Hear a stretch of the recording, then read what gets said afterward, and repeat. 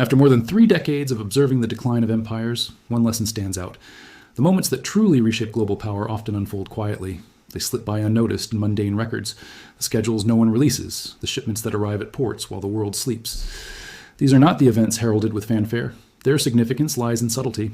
A transfer of military hardware between nations may not be announced publicly because those executing it understand that such acts speak for themselves. The world becomes aware naturally, without any press release. Over the past 72 hours, such a quiet but earth-shaking event occurred at Banderbassport. 400 DF-26 intermediate-range ballistic missiles, weapons that China classifies under its military doctrine as carrier killers, have moved. These systems were deliberately engineered to locate, track, and annihilate American aircraft carriers from distances that place the launch platform entirely out of reach of U.S. retaliatory strikes.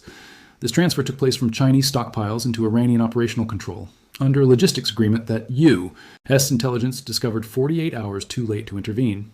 As a direct consequence, the USS Gerald R. Ford Carrier Strike Group, the most formidable naval formation currently deployed in the region, has altered its route.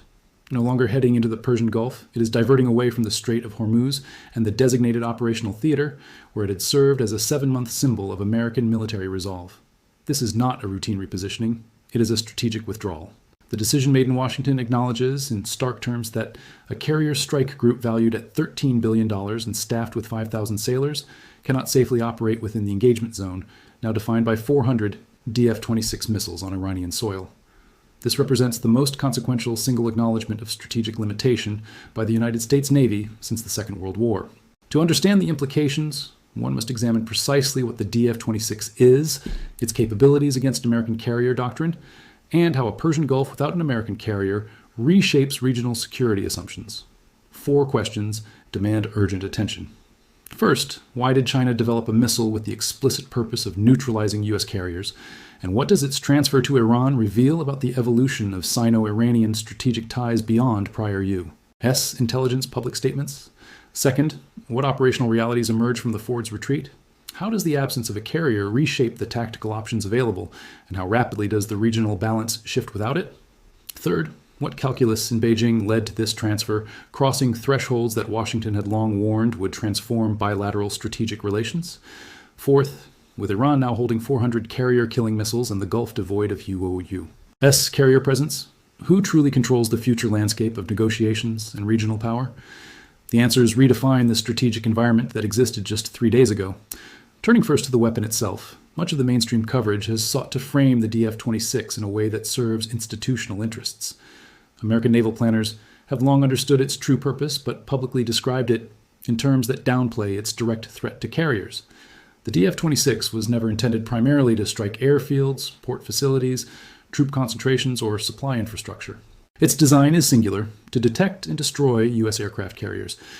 Every aspect of its engineering reflects this goal. The specified range of 4,000 kilometers was chosen not arbitrarily, but to place the launcher well beyond the reach of fixed-wing aircraft operating from carrier decks, ensuring that the missile can strike while remaining immune to counterattack. This asymmetry forms the core logic of the DF-26. The guidance system transforms its theoretical potency into operational reality. Engaging a moving carrier is fundamentally different from targeting stationary facilities. Carriers maneuver, maintain a mission discipline, and complicate targeting. The challenge is predicting the carrier's position upon missile arrival, roughly 12 minutes after launch from maximum range. The DF-26 achieves this through a sophisticated guidance package combining multiple technologies. Its mid-course trajectory relies on inertial navigation, updated by China's indigenous satellite system to approach within a few kilometers of the anticipated target. During the terminal phase, a synthetic aperture radar seeker identifies large surface vessels through adverse weather, electronic countermeasures, and strict emissions control. Finally, a maneuvering re-entry vehicle refines the impact point, tracking a moving target whose patterns defeat conventional intercept geometries. The result is a missile capable of locating a carrier in open ocean, adjusting in real time to its maneuvers, and striking at terminal velocities that no deployed U.S. naval interceptor can reliably counter. With 400 of these now stationed in Iran, every American naval asset entering the Persian Gulf or northern Arabian Sea is within reach. Western defense establishments have tracked the DF-26 since 2016, and it has been operational within China since 2018. The decision to frame it publicly as a regional deterrent rather than an explicit carrier threat was deliberate, designed to avoid acknowledging a weapon capable of challenging the core of American power projection for 8 decades. That careful institutional framing has now collided with operational reality, and the USS Gerald Ford's altered course starkly exposes the gap between what was acknowledged and what exists in fact. We need to focus on the transfer itself, because the pressing question is why China chose this exact moment to cross a threshold that US policymakers had long flagged as a fundamental red line in bilateral relations. The implications of this decision ripple across every aspect of American foreign policy. The instinctive answer Washington might reach for is that Beijing misjudged the situation, that it overestimated American tolerance for provocation, and that this strategic misstep will eventually prompt a corrective course once the costs become undeniable. I contend that this interpretation is wrong, and the reasoning behind China's choice is far more deliberate. For 30 years, China has meticulously analyzed how the United States reacts to strategic challenges, employing a patience and methodological rigor unmatched by any other nation. Beijing observed American responses to North Korea's nuclear program, tracked Washington's actions in Georgia and Ukraine, and studied reactions to Iran's missile advancements and attacks on Saudi oil infrastructure. Every incremental extension of Iranian regional influence over the past decade was cataloged, analyzed, and assessed. From this wealth of observation, Chinese strategists extracted patterns that are both consistent and operationally actionable. They recognize that American reactions to adversary provocations rarely involve direct military confrontation. Public statements of concern, sanctions, whose design is often politically motivated rather than strategically optimal, and red-line declarations whose enforcement credibility diminishes with cost are the usual arc. Ultimately, Washington accommodates evolving realities under the guise of measured strategic patience. China did not move 400 DF-26 missiles to Iran, despite expecting an American reaction. It acted precisely because it had calculated how Washington would respond. The timing reflects a shrewd assessment of U.S. strategic bandwidth, a reality shaped by simultaneous management of multiple high-pressure theaters: Ukraine, the Taiwan Strait, the Korean Peninsula, ongoing Middle East tensions, and a domestic political landscape that leaves little room for extended overseas military engagements. The transfer is not merely a provocation intended to trigger an immediate response. It is a probe testing whether Washington will act at all. The USS Gerald Ford's retreat provides the most operationally concrete answer to that test. The depth of the Sino-Iranian military relationship that this transfer exposes demands the same frank evaluation applied to every other strategic assessment. Official American intelligence reports have historically described the China-Iran connection as largely transactional: oil agreements, selective technology collaboration, diplomatic alignment in multilateral settings, but never reaching the operational military depth that a weapons transfer of this scale implies. These analyses were not wrong due to isolated oversights. They systematically underestimated the duration, intensity, and practical significance of a strategic partnership cultivated quietly over more than a decade. The logistics required for 400 DF-26 missiles, the shipping, specialized handling equipment, technical personnel, launch preparation, and operator training, represent years of meticulous coordination. Transfers of this complexity are not reactions to immediate crises. They are executed once preparation reaches operational readiness. The groundwork for this deployment was laid long before current regional tensions escalated. Conflict created the opportunity. Prior preparation enabled execution. Together, they have permanently shifted the strategic balance in the Persian Gulf. The retreat of the USS Gerald Ford is the operational fact most mainstream coverage has consistently mischaracterized. The Ford is not repositioning within a safer, yet still effective mission radius. It is withdrawing from an engagement envelope in which its survival cannot be guaranteed against a threat its defensive systems were never designed to counter. That distinction is critical. Understanding the operational value lost requires a clear sense of what the carrier previously contributed. At full operational capacity, the Ford's air wing generates roughly 120 to 150 combat sorties daily, maintaining a strike capability against Iranian military infrastructure that no land-based alternative can replicate in terms of flexibility, responsiveness, or sheer volume. The carrier operates independently of host nation permission, unaffected by fixed infrastructure that could be targeted or degraded. As a sovereign American military platform projecting power from international waters under U.S. command, it delivers a level of operational autonomy that is irreplaceable, and that autonomy is now absent from the Persian Gulf. Land-based aircraft from Qatar, Bahrain, the UAE, and Saudi Arabia can conduct strikes against Iranian targets, but these missions depend on conditional host nation support, restricted flight paths through airspace not guaranteed in conflict, and fixed infrastructure vulnerable to Iranian ballistic missiles. Even before the DF-26 deployment, a carrier operating in open ocean offered a level of protection these bases cannot match. The Ford's absence does not eliminate American air power in the theater. It makes it dependent on allies, on political relationships whose reliability in high-intensity conflict is untested at the scale now required. This dependency constitutes a first-order strategic vulnerability, prompting every regional government to reassess its own stance. Naval implications compound the loss of air power. The Ford Strike Group includes Ticonderoga-class cruisers and Arleigh Burke-class destroyers whose missile defense systems provide a broad theater ballistic missile umbrella, safeguarding U.S. and Allied assets across the northern Arabian Sea and Persian Gulf. With the carrier moved beyond the DF-26 engagement zone, the protective umbrella contracts sharply. Assets that once relied on the strike group's defensive coverage now face diminished protection. Iran is fully aware of these coverage gaps. They mapped them while the Ford was present and will exploit them now that it has departed. The question haunting American naval planners tonight is stark. Can the Ford return to its previous operational zone? The unequivocal answer is no. As long as 400 DF-26 missiles remain on Iranian soil, fully operational, the threat is permanent, not temporary. This is not a temporary deployment to be withdrawn when tensions ease. The Persian Gulf threat environment has been fundamentally altered. The carrier's operating calculus has changed not for a single deployment, but for every future mission in the region. The United States Navy has not suffered merely a tactical setback. It faces a permanent strategic condition unless it develops a capability to counter the DF-26 threat, a solution that currently does not exist in its operational inventory. I want to be clear about what is unfolding in Washington tonight because the institutional reactions reveal a strategic dilemma unprecedented in the post-war history of American power projection. Previous challenges to U.S. carrier operations in the Persian Gulf were always manageable within the existing capabilities of American forces. Iranian fast attack craft could be neutralized by carrier air operations. Shore-based Iranian cruise missiles could be countered through standoff strikes. Mine warfare was controllable with dedicated countermeasure units operating under carrier air support.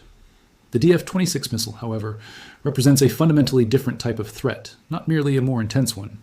Carrier aviation cannot suppress it because entering its engagement zone would endanger the aircraft themselves. Standoff strikes are ineffective because the launchers are dispersed, hardened, and located deep within Iranian territory, beyond the reach of carrier-based strike aircraft without tanker support, which itself would be exposed. Washington's options fall into three categories, none of which solve the core problem.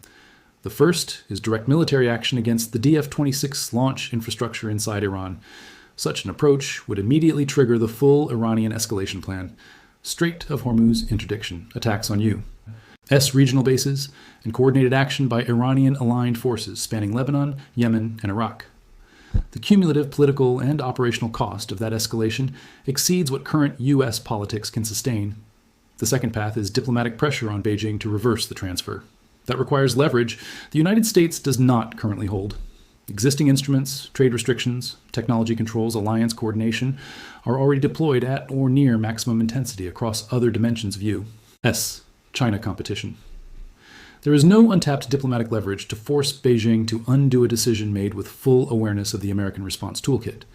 The third path, which appears to be the course Washington is following, consists of public statements of concern, private diplomatic communications, and the operational acknowledgement represented by the Ford's withdrawal. This approach accepts a strategic setback. It does not resolve the problem, but manages the reality of having no immediate solution. Across capitals watching closely, Riyadh, Taipei, Seoul, Tokyo, governments are updating their assessments of American alliance reliability, registering hard truths that rhetoric alone cannot erase. The strategic consequences of the past 72 hours will reverberate internationally for a generation. The arrival of 400 DF-26 missiles has achieved what 30 years of Iranian military development could not accomplish independently. They have created a protective perimeter around Iranian territory and regional interests that American carrier power, the foundation of U.S. military primacy in the Gulf since 1991, can no longer penetrate safely. Iran does not need to launch a single missile to gain strategic value. Their mere presence has produced a retreat that reshapes the regional balance. In Beijing, the transfer fulfills three strategic objectives in a single operational decision. It tested the U.S. response and confirmed that it fell within the parameters Chinese planners anticipated. It has deepened operational military ties with Iran, generating durable leverage over one of the most strategically sensitive waterways on Earth. And it has sent a clear signal to every American treaty ally in the Indo-Pacific. China is prepared to transfer weapon systems to partners at the right strategic moment, including those designed specifically to neutralize the United States' most consequential power projection platform. Taiwan's defense planners are absorbing that message with full attention tonight. In Moscow, the strategic calculus is familiar.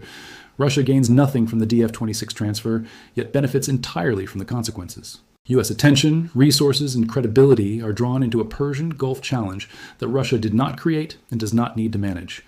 Each hour Washington dedicates to addressing the DF-26 problem is an hour diverted from Ukraine, the Baltic region, and broader European security. Russia is a silent beneficiary of a crisis it neither engineered nor can lose from.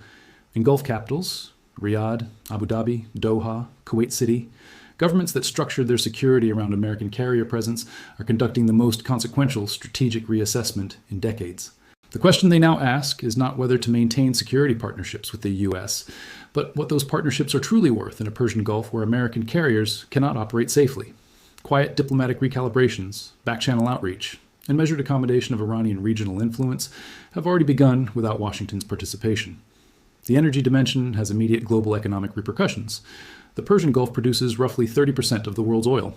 For 3 decades, U.S. carriers underwrote the security of that production, keeping Iranian interdiction capabilities in check. That underwriting has vanished tonight. The risk premium on every barrel of Gulf oil has risen permanently, flowing through energy prices, manufacturing, transportation, and ultimately consumer costs worldwide. The financial impact of the Ford's retreat will affect people everywhere, even if they never directly connect it to the decision made in Washington tonight. Yet the link is direct, consequential, and lasting. I have spent 32 years observing how American power projection defined operational limits in this region. The carrier was always the instrument that made those boundaries real, not because it was invulnerable, not because it solved every problem, but because challenging it carried high enough costs that most adversaries calculated the effort was not worthwhile. That calculation changed 72 hours ago in Bandar Abbas. 400 DF-26 missiles, transferred from Chinese stocks to Iranian operational control, have not destroyed use. Has power in the Persian Gulf, but they have made its projection prohibitively costly. In the logic of great power competition, a capability you cannot project is effectively a capability you no longer possess. The USS Gerald Ford will arrive at its new station before dawn. The Persian Gulf it has left behind will not be the same upon its return. The fundamental assumption underpinning American naval strategy in this region for 80 years, that an American carrier can reach wherever U.S. interests demand, has been operationally disproven. This is not a theoretical challenge, nor an academic debate. It is an operational reality enforced by 400 missiles on Iranian soil, delivered by China while Washington watched. Consider this carefully. When China is willing to transfer carrier-targeting missiles to Iran and the American response is to withdraw the carrier instead of confronting the transfer, what does that reveal about the true limits of American military commitment? From my 32 years of analysis, that boundary has just moved farther than anyone in Washington is prepared to publicly admit. Thanks for watching. See you in the next one.